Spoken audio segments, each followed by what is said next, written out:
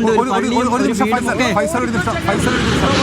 മണ്ണിടിച്ചിലുണ്ടാകുന്ന ദൃശ്യമാണ് കാണുന്നത്. അവിടെ ഒരു ടാങ്കർ ലോറിയുണ്ട്, പാലമുണ്ട്, കടകളുണ്ട്, വെയിറ്റ് ഷെഡ് ഉണ്ട്, പള്ളിയുണ്ട്. അതിഭീകരമായ ദൃശ്യം. അതൊന്നുകൂടി പ്ലേ ചെയ്യൂ പ്ലീസ്.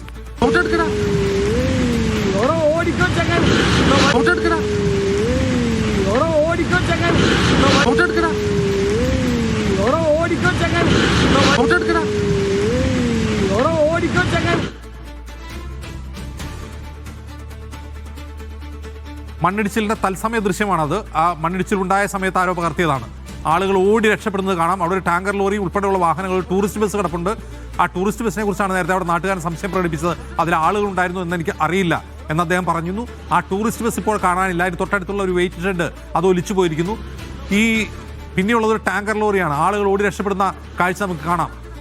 അതിഭീകരമായ ദൃശ്യം. ഒരുപക്ഷെ ഈ മണ്ണിടിച്ചിലെ ഏറ്റവും ഭീകരമായ ദൃശ്യങ്ങളിലൊന്നാണിത്. ഫൈസലിലേക്ക് വീണ്ടും. ഫൈസൽ, ആ ടാങ്കർ ലോറി അവിടെയുണ്ടോ ഇപ്പോൾ? പെട്ടെന്ന് തുണിയൊക്കെ മാറ്റി ആ ഒരു പാലത്തിന്റെ അപ്പുറം സൈഡിലുള്ള ദൃശ്യമാണ്. നമ്മളുള്ളത് പാലത്തിന്റെ ഇങ്ങേ സൈഡാണ്. ഇവിടെ നിന്ന് അങ്ങോട്ടേക്ക് പോകാനുള്ള ഒരു പരിമിതിയുണ്ട്.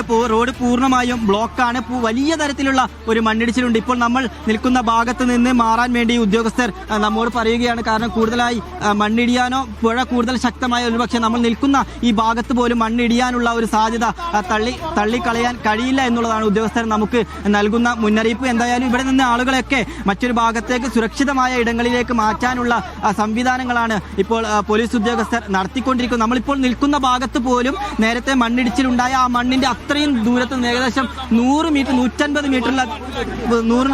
മീറ്ററിലധികം ദൂരത്തിൽ മണ്ണ് പൂർണ്ണമായും ഒലിച്ച് വന്നിട്ടുണ്ട്. ആ ഭാഗത്താണ് നമ്മൾ ഉള്ളത്.